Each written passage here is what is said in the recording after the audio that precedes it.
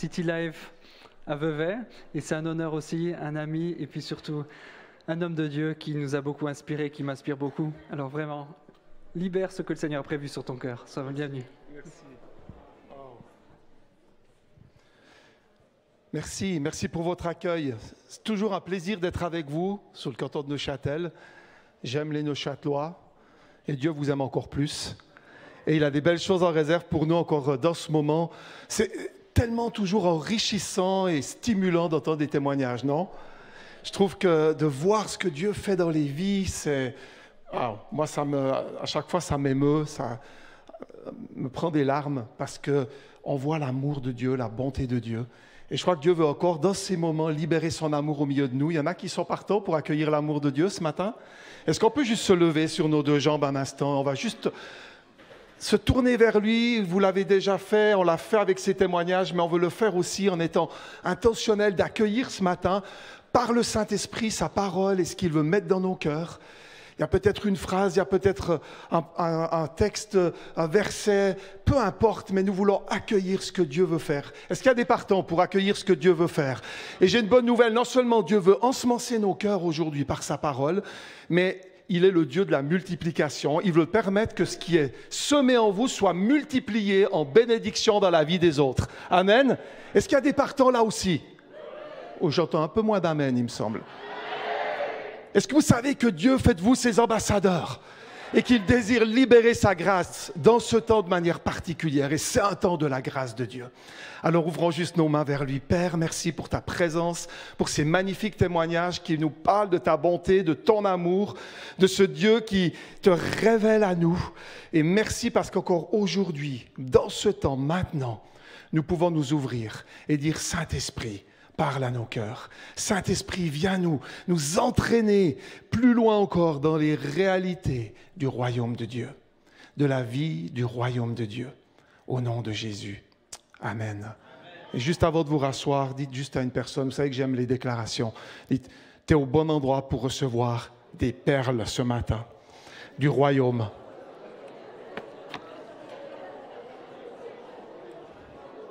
Wow. Mes amis, nous sommes dans un temps où je crois profondément, je vais aller dans ce message où je pense que certains me connaissent. Ceux qui ne me connaissent pas, peut-être vous allez me découvrir un peu plus ce matin. Mais l'idée est vraiment d'aller le plus possible au cœur de ce que je crois être l'intention de Dieu pour vous aujourd'hui, pour ce temps, la saison aussi dans laquelle nous sommes. Et je crois que en tant que croyant, et si ce matin une personne ici n'est pas encore croyante, j'ai une bonne nouvelle, tu peux le devenir.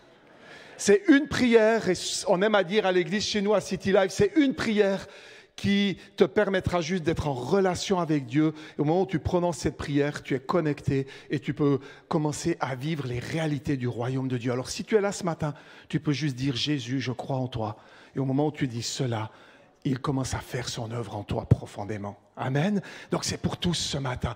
Mais c'est un temps où Dieu est en train d'amener chaque croyant à s'aligner aux réalités de qui il est, aux réalités de son royaume, parce qu'il veut qu'ensemble, unis à lui et unis les uns aux autres, nous puissions développer ce royaume de Dieu sur la terre. Amen. Et il y en a besoin aujourd'hui. Quand on voit les défis de ce monde, j'aimerais dire, il y a seulement Dieu qui peut amener quelque chose de durable, de fiable, de sécure, qui va permettre aux gens d'être vraiment comblés, touchés, rejoints. Amen.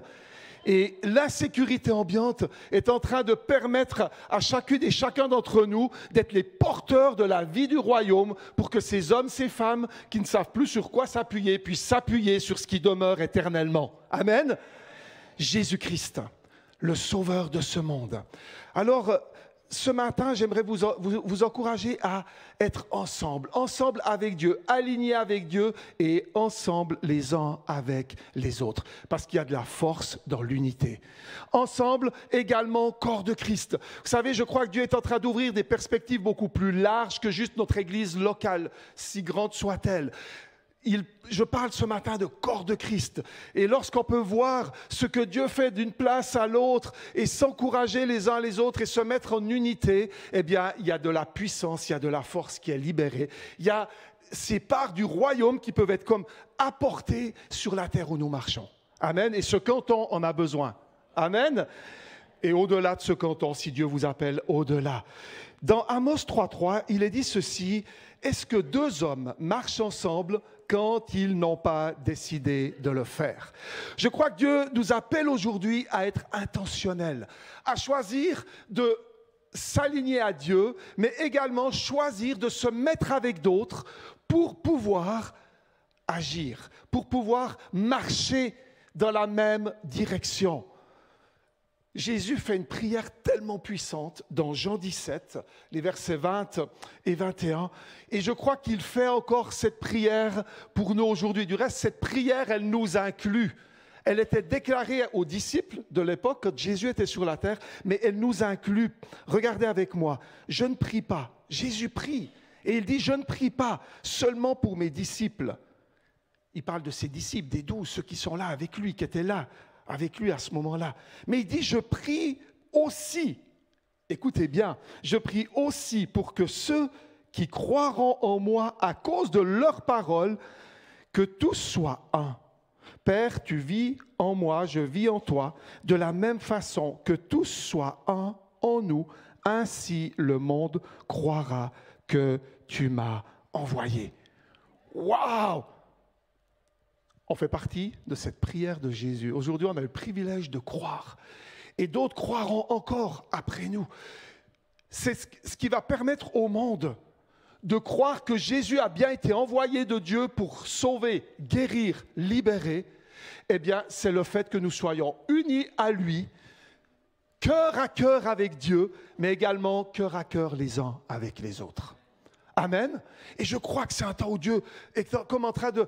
L'ennemi, vous savez, sa stratégie, elle ne change pas au travers des âges, de tout temps. Et dans ce temps, il met le paquet pour amener cette réalité-là de diviser pour régner. Il veut écarter les croyants les uns des autres. Il veut amener de la tension. Il veut amener des préoccupations autres. Il veut comme nous empêcher de marcher ensemble, de nous mettre d'accord pour avancer.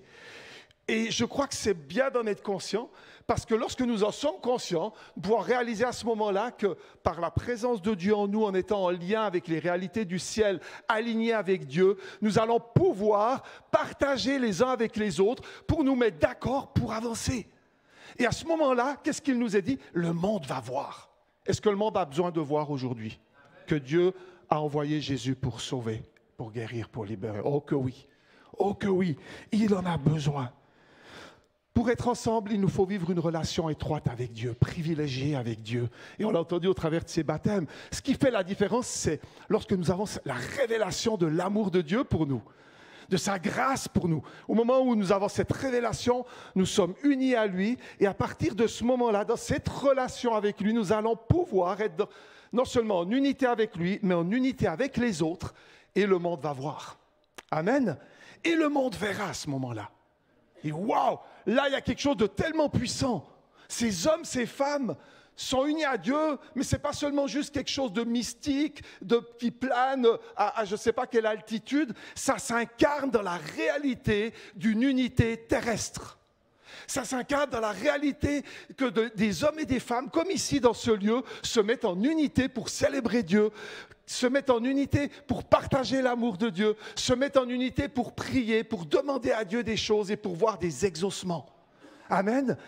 Et mes amis, je crois que ce temps, eh bien, il est vraiment, l'Esprit est en train de susciter cette réalité-là de manière encore plus forte, plus pertinente, parce que ce monde a besoin d'être sauvé. Tout comme il avait besoin d'être sauvé quand l'Église a commencé, l'Église primitive, on lit les actes, on voit c'est tellement incroyable comme les gens étaient ajoutés à l'Église chaque jour. Et je crois que c'est le temps pour l'Église finitive de voir la même chose que l'Église primitive, des gens être ajoutés, sauvés chaque jour, guéris, restaurés, des morts qui ressuscitent, des malades incurables qui sont guéris, des gens qui sont rejoints dans leur passé et guéris des blessures du passé. On a vu des craintes, des angoisses disparaître. Ça, c'est Dieu. Est-ce qu'on peut l'acclamer ce matin? Ça, c'est notre Dieu. Et il veut le faire encore. Et il veut le faire encore aujourd'hui. Se mettre d'accord, c'est quoi? Eh bien, c'est s'entendre. C'est être intentionnel, c'est s'accorder, se concerter. On pourrait dire aussi, c'est décider de la marche à suivre. Donc ça implique que je m'arrête avec l'autre et que je prenne le temps d'échanger. On veut se mettre d'accord pourquoi. Avec Edith, ça fait maintenant quelques années, on fait chaque année, on fait 2 à 3 retraites de prière où on se met à l'écart, les deux, et on le fait ensemble parce qu'il y a de la puissance dans l'unité. Et on décide toujours dans ces retraites de prière sur quoi on va prier, sur quoi on va se mettre en accord pour voir un exaucement de la part de Dieu. Et je peux vous dire, pour le pratiquer maintenant depuis quelques années, après chaque retraite de prière, des choses extraordinaires se sont déclenchées. On a vu des exaucements qu'on n'avait encore pas vus jusque-là. Je crois dans cette force de cette unité, de se mettre ensemble. Donc la prière va nous unir.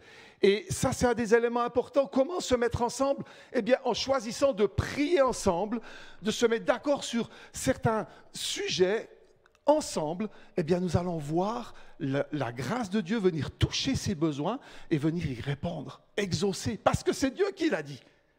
Amen. Quand 2 ou 3 s'accordent, il est là au milieu d'eux.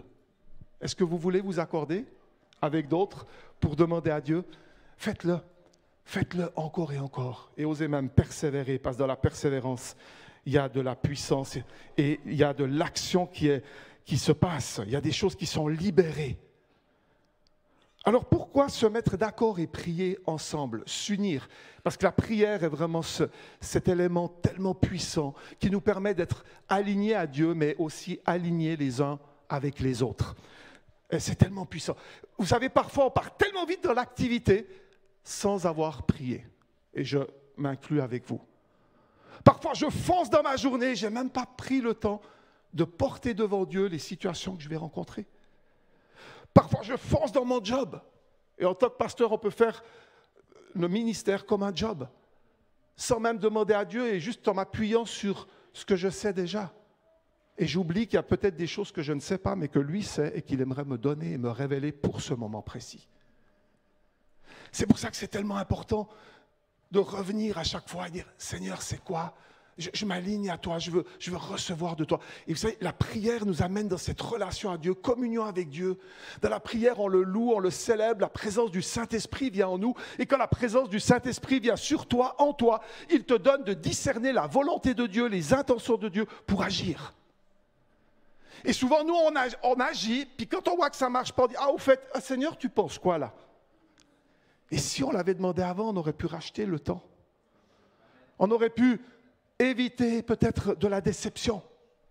Juste parce qu'on s'est aligné à lui, on peut percevoir ce qu'il perçoit et entrer dans le plan qu'il a prévu, dans l'intention qu'il a pour telle ou telle situation, telle ou telle personne.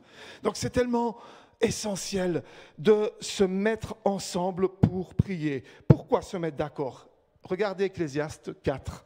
J'aime tellement ce passage, on le prend souvent dans les mariages, et c'est bien, mais ce n'est pas que pour les mariages, je crois que ça touche aussi la réalité de cette unité dont je suis en train de vous parler ce matin. Au verset 9 jusqu'au verset 11, il nous est dit « 2 hommes associés valent mieux qu'un seul ». Est-ce que vous pouvez dire avec moi ce matin « 2 valent mieux qu'un ». 2 valent mieux qu'un. 2 hommes associés valent mieux qu'un seul. Pourquoi? À 2, ils obtiennent, écoutez bien, à 2, ils obtiennent un meilleur résultat pour leur travail. Est-ce qu'il y en a qui sont comme moi ce matin, qui aimeraient voir un plus grand résultat à leur travail? Oh que oui. Eh bien, partage l'intention de Dieu avec quelqu'un. Mets-toi d'accord avec une personne. Et commence à croire Dieu. Parce que 2 associés vont obtenir un meilleur résultat. Si les 2 tombent, l'un des 2 tombe, l'autre le relève. Waouh! Est-ce que des fois on loupe la marche? Oui, des fois on la loupe. Mais s'il y en a un qui est là, hop, il peut te ramener, il peut te relever. Tu peux avoir une période où tu es fragilisé. Peut-être tu as une période où tout à coup, un membre de ta famille a vécu quelque chose de compliqué. Mais tu n'es pas seul.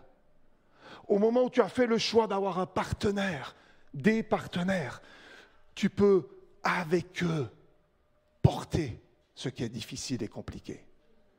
L'ennemi aimerait nous faire croire qu'on est seul. C'est un des plus grands mensonges qu'il a mis dans le cœur des croyants. tu es tout seul. Non. Non. Et si tu l'es aujourd'hui, je suis convaincu que le Saint-Esprit va te montrer un partenaire de prière.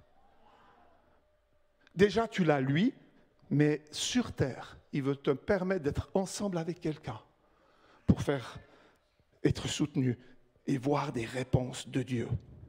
Waouh! On pourrait le comprendre de cette manière. Quand on se met ensemble pour faire un travail, les résultats sont nettement meilleurs que lorsqu'on est seul à le faire. Quand deux personnes se mettent d'accord pour accomplir quelque chose, elles vont se soutenir, elles vont se rappeler. Et c'est pour ça que le grand rassemblement a ses limites.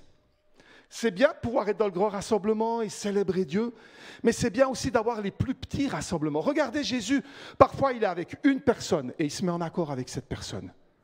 Parfois il est avec 3, parfois il est avec un petit groupe, les disciples. Parfois il s'élargit à 70, parfois c'est une foule nombreuse devant lui. Mais dans la pensée du royaume, il y a toujours la notion de l'équipe. Dieu aurait pu faire les choses tout seul, mais non. Il a choisi de garder son rôle, et il a collaboré avec Jésus, son fils, avec le Saint-Esprit et une myriade d'anges qui le servent. L'équipe au ciel, elle est big. Hein? Imaginez des myriades d'anges. Ils se mettent en accord, et quelle puissance, quelle force. Si la Trinité fonctionne de cette manière, si cette notion d'équipe fait partie des valeurs du royaume de Dieu, à combien plus forte raison devrions-nous y adhérer et le vivre encore et encore. Waouh! Vous savez, quand on est en forme un trio ou un quatuor ou un duo, déjà 2, la Bible elle dit 2 ou 3 unis en mon nom, ça va être difficile de t'arrêter dans ta mission. Ça va être difficile quand t'empêche de faire ce que tu es appelé à faire. Parce que comme je viens de le dire, tu n'es pas seul. Si à un moment donné, tu es découragé, tu as envie de reculer, tu as un autre qui prie, qui connaît, parce que vous vous êtes mis d'accord et vous avez, dans un moment où vous étiez dans la présence de Dieu, saisi la pensée de Dieu, le cœur de Dieu, et à ce moment-là, l'autre va te dire, lâche pas, Dieu va répondre, on continue, on y va. Puis celui qui est en train de dire ça, le lendemain, il peut être là, oh bof. Je crois qu'on va s'arrêter là. Et l'autre, qu'est-ce qu'il dit? Non, hier, tu m'as dit, on y va. Allez, on y va. Hello, let's go. À 2, tu t'encourages. On ne t'arrête pas dans la mission si facilement. Imagine 3, 4. Imagine justement le grand rassemblement. C'est pour ça que chaque équipe est importante et a de la valeur. Jésus nous a fait une promesse. Vous voulez la connaître? Il a fait une promesse à ceux qui se mettent d'accord. Déjà, il faut savoir si tu veux te mettre d'accord avec quelqu'un. Est-ce qu'il y en a qui aimeraient se mettre d'accord avec d'autres pour ne pas être seul et porter la mission de Dieu avec d'autres bras, d'autres forces? Oh que oui. Alors écoute bien, Jésus te fait une promesse si tu es d'accord de te mettre d'accord. Il dit quelque chose qui est quand même pas mal pertinent. Et quelque chose que j'ai réellement dans mon cœur, dans la foi, envie encore de voir et voir encore. On a été voir la pièce de George Muller. Il y en a qui ont vu la pièce de George Muller? Ce revivaliste des siècles passés. Ce gars-là, avec 0 moyen, il a accueilli dans son parcours de vie plus de 10 000 orphelins. Tant de pandémie aussi, c'était le choléra.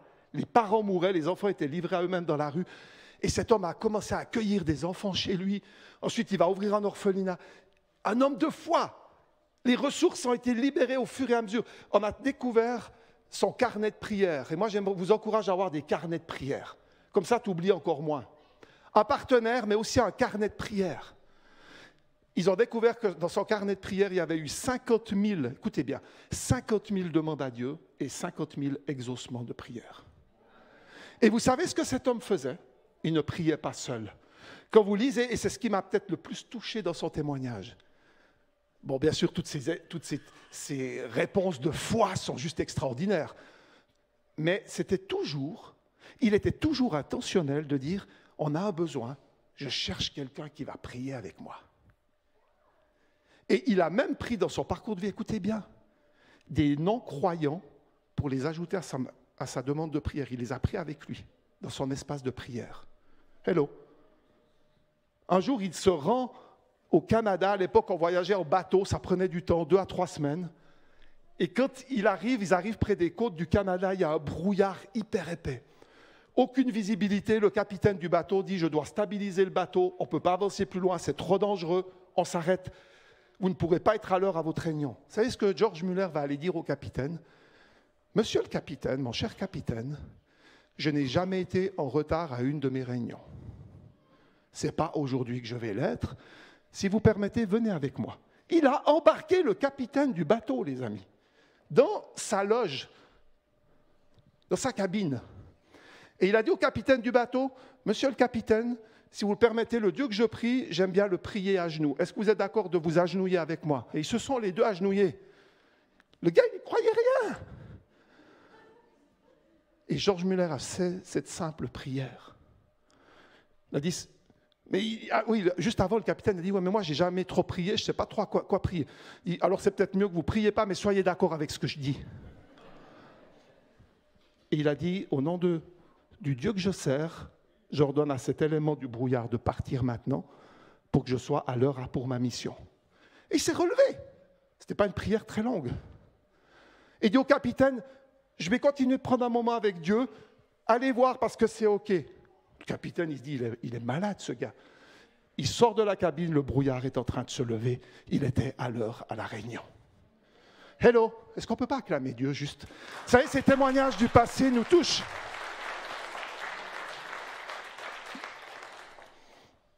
Toujours, il prenait des partenaires. Il prenait même des partenaires enfants. Écoutez bien. Moi, je crois qu'il y a des choses qu'on peut semer dans la jeune génération. Dans le cœur de nos enfants, avec Edith, on prend régulièrement avec nos petits-enfants des moments où on prie avec eux. Et où on les rend partenaires d'une demande de prière. On veut les entraîner dans cette réalité-là. Les enfants croient plus qu'on l'imagine parfois. Et des fois, ils amènent même des pensées qu'on n'avait pas reçues de Dieu, avec toute la bouteille qu'on a, et ça nous touche. Et ça vient juste au bon moment. Je n'ai pas de compteur. J'ai combien de temps à peu près? Encore 5? OK. Ça vous va encore 5? Wow. Partenaires de prière. Il y aurait tellement de témoignages à donner, mais des partenaires de prière avec lesquels vous vous mettez en accord et vous persévérez. Regardez avec moi Acte 1,14. Il nous est dit ici, on revient à l'église primitive, cette première église qui avait vécu des choses juste incroyables. Et c'est bien de retrouver aussi qu'est-ce qu'ils ont pratiqué dans leur spiritualité pour qui nous encourage pour que nous vivions aussi des choses incroyables. Bien, regardez Acte 1,14, on est au tout début de l'église. Jésus a fait entre autres une promesse à ses disciples qu'ils devaient attendre et qu'ils allaient recevoir le Saint-Esprit. Et moi, ce que j'aime avec les disciples, c'est qu'ils n'attendent pas passivement, ils attendent activement. Est-ce qu'il y en a qui ont encore des exaucements en attente? Oh là là! Ceux qui n'ont pas levé la main, est-ce que tous vos voisins sont sauvés? Est-ce que tous les malades autour de vous sont guéris? OK. Est-ce qu'il y a encore des situations en attente aujourd'hui? Ah, je vois plus de mains. OK. Vous n'êtes pas sur un îlot perdu ou dans un alpage. Non, il y a des besoins, il y a des exaucements. Regardez ce qu'ils ont fait. Il y avait une promesse de Jésus lui-même, pourtant. En chair en os, il était encore avec eux. Il est dit au verset 14, « Tous d'un commun accord persévéraient dans la prière. » La Bible, des fois, elle dit les hommes. Là, j'ai une bonne nouvelle, c'est mis avec les femmes. Il y a des femmes ce matin? Ils persévéraient dans la prière. Marie, mère de Jésus, avec les frères de Jésus. Ils sont allés chercher plus large que même les disciples eux-mêmes.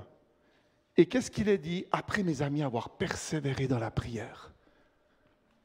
Ils ont reçu le Saint-Esprit. Et à partir de ce moment-là, le royaume de Dieu s'est développé d'une manière incroyable. À partir de ce moment-là, de partout, des choses ont commencé à se passer et Dieu a ajouté à l'Église ceux qui étaient sauvés. Nous entrons dans un temps où nous allons voir chaque jour des hommes et des femmes être ajoutés à l'Église.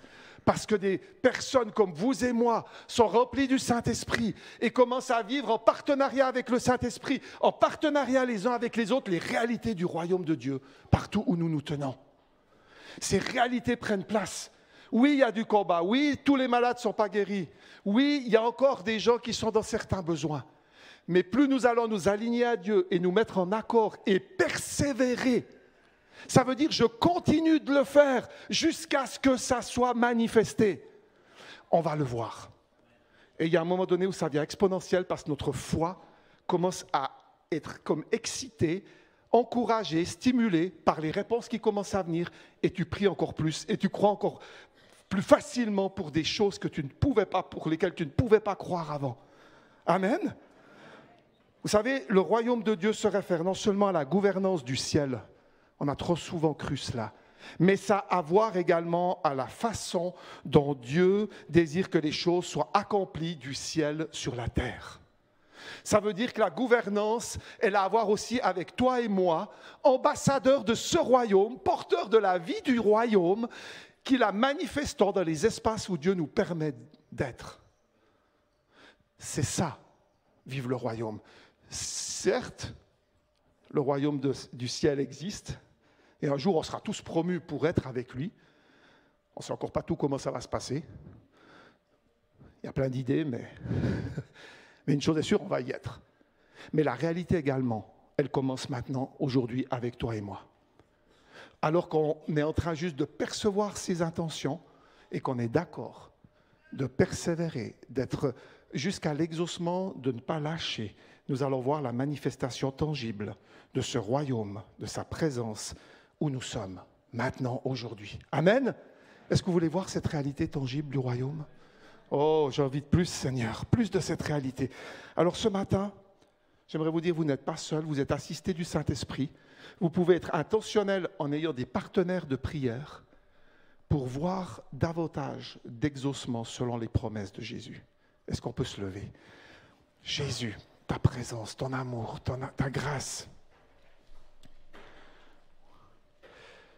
Vous savez, il y a, juste avant qu'on prenne un temps pour expérimenter encore un moment ce qui vient d'être partagé, il y a 3 éléments tangibles qui démontrent la présence de Dieu.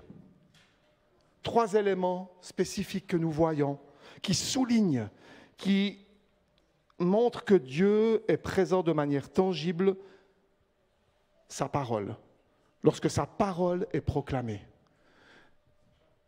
Donc, en d'autres termes, proclame la parole de Dieu. Proclamer la parole de Dieu, c'est ce qu'on a entendu ce matin avec les témoignages. C'est raconter notre histoire avec Jésus à quelqu'un. C'est pas compliqué. On a fait un Noël partagé avec l'église à City Life. On a encouragé les gens à inviter des personnes seules à la maison, chez eux, des voisins. Et on n'a pas seulement en tant que pasteur dit ça aux gens, on l'a fait nous-mêmes. Mes amis, j'étais juste scotché. On invite nos voisins. Ils sont nettement plus jeunes que nous. Nous, on commence à prendre pas mal d'âge. Mais ils ont voulu venir. Ils ont juste 35 ans. Ils sont venus à la maison. On a partagé un bon repas. On a dit avec Edith, on a pris pour eux déjà depuis un certain temps. On ne va même pas dire qu'on est pasteur, que ci, que ça. On va juste les bénir. Le but, c'est d'être avec eux et de les bénir. On a fait un super repas. Wow, top. Mais il y avait quelque chose de la présence de Dieu. Au début du repas, on a toujours l'habitude, on prie. On ne change pas les habitudes, même si les voisins, on dit juste, on explique ce qu'on fait pour pas qu'ils soient choqués. On a l'habitude de prier avant le repas. Ah, un peu comme la petite maison dans la prairie. Oui, comme ça un peu, ouais. On prie avant le repas. Et puis, on a un réflexe, on n'a même pas pensé. Là, nous, quand on prie à table, chez nous, c'est une habitude familiale, on se donne la main. Donc, du coup, moi, je tends ma main, Edith me la prend, puis lui, il regarde un peu. Et il me donne la main. Mais, mes amis, écoutez, il n'y a jamais de hasard avec Dieu. Au moment où je sens sa main, je sens la présence de Dieu. Bam! On parlait de courant électrique tout à l'heure. Derrière cette prière, ça a complètement bouleversé la soirée. Ils ont commencé à poser des questions, à dire, mais on a vu que vous vivez un peu de manière différente. Enfin, ils ont commencé à parler. On a fini à 1h du matin. Et les questions à 1h du matin, vous voulez savoir ce qu'elles étaient? Comment on peut être en relation avec Dieu? Ça, c'est une bonne question posée à un pasteur. Comment vivre cette réalité-là? On a pu prier avec eux, on a pu les conduire dans une première étape. Mes amis, je crois que Dieu veut le faire avec vous ce matin. Il veut vous toucher pour que vous puissiez être ces porteurs de la vie du royaume. Alors Saint-Esprit, remplis nos vies. Ce matin, j'aimerais t'inviter, si tu es là avec un besoin spécifique, on veut permettre au Saint-Esprit de nous toucher dans ce lieu même. S'il y a quelqu'un qui a besoin d'être guéri, libéré ce matin, restauré, peut-être il y a des angoisses, peut-être il y a de la maladie, peut-être il y a des maladies psychosomatiques, peut-être il y a des maladies, peu importe le type. Si tu dis, je suis là ce matin et je crois, et on se met en unité, et je vous invite même à garder les yeux ouverts et à regarder autour de vous. Ce n'est pas qu'on veut analyser qui est là et qui fait quoi, mais juste dire, je prie pour ces personnes qui lèvent la main. Lève juste ta main. Si tu as un besoin spécifique ce matin, où tu veux voir l'attouchement de Dieu, voir la manifestation du royaume de Dieu, lève juste ta main. Il y a des malades guéris. Déjà, ça a commencé ce matin dans la louange, dans la prédication, et c'est encore en train de se faire maintenant. Et je vois au-delà de cette salle, il y a des malades guéris que vous connaissez. Alors, si tu lèves la main, c'est que tu as un besoin, mais maintenant, si tu lèves la main, c'est que tu connais un malade. Est-ce qu'il y en a qui connaissent des malades autour d'eux? Levez aussi la main, gardez vos mains levées.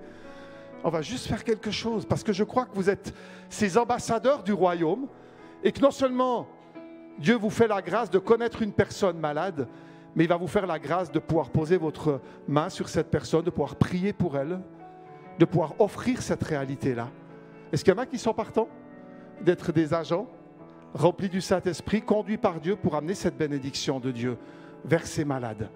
Alors reçois la guérison ce matin si tu en as besoin, mais sois prêt de dire, Saint-Esprit, je vais aller avec toi. Je veux aller pour bénir, je vais aller pour libérer les œuvres du royaume, là où je suis. Alléluia, alléluia. Merci Seigneur. Vous avez levé une main, il y a possibilité d'en lever une deuxième. Est-ce qu'il y en a qui sont partants aussi aujourd'hui de dire, je veux, avec mes partenaires de prière, m'unir dans la prière pour le salut de ce monde, des gens autour de moi. Ça implique des fois de relever les noms des personnes que vous voulez voir venir à Jésus et prier pour eux, et vous unir à d'autres pour prier. Nous, on s'échange même nos cartes en petits groupes, et on prie, et je commence à connaître les voisins de mon ami de prière, et je peux m'unir à lui pour prier pour ce besoin. Si deux s'accordent, les amis, les choses arrivent. Est-ce qu'il y en a qui veulent parler de leur histoire avec Jésus à quelqu'un, ou parler de l'histoire de Jésus, tout simplement? Levez l'autre main, puis on veut juste dire, Saint-Esprit, on a besoin de toi dans cette mission. Remplis-nous, viens nous toucher, viens amener cet amour dans nos cœurs qui nous pousse en avant vers l'autre, à lui raconter ce que tu fais dans nos cœurs, dans nos vies, et à le voir se tourner vers toi. Merci Jésus, merci Jésus. C'est une période de la grâce de Dieu, c'est une année de la faveur de Dieu. C'est une année où le surnaturel va venir encore plus naturel alors que tu continues dans ta mission avec lui et avec d'autres. Merci Jésus. Persévère, persévère. Ne laisse pas l'ennemi voler ce que Dieu est en train d'amener, de faire. Merci Jésus pour des âmes sauvées, des vies transformées, des malades guéris, des morts qui vont reprendre vie. Merci Seigneur pour des oppressions qui partent ce matin. Merci Jésus, merci Jésus. Est-ce qu'il y en a qui ressentent cette merveilleuse présence du Saint-Esprit sur eux juste maintenant? Je la ressens tellement fortement. Accueille, accueille. Peut-être tu le ressens pas forcément toujours, mais continue d'accueillir. Je vois aussi une part, on l'a eu dans le témoignage tout à l'heure, de cette révélation qui vient en ce temps par des rêves. Est-ce qu'il y en a qui veulent avoir des rêves inspirés de Dieu? Des visions, des rêves. Waouh! Alors dites-le au Saint-Esprit, j'accueille. Et avant de dormir, c'est bien de lui dire, waouh, Saint-Esprit, cette nuit, si tu veux me parler, je prends tout ce que tu veux me donner. Il va le faire. Il va le faire. Merci Jésus. Alléluia. Soyez bénis les amis. Vous êtes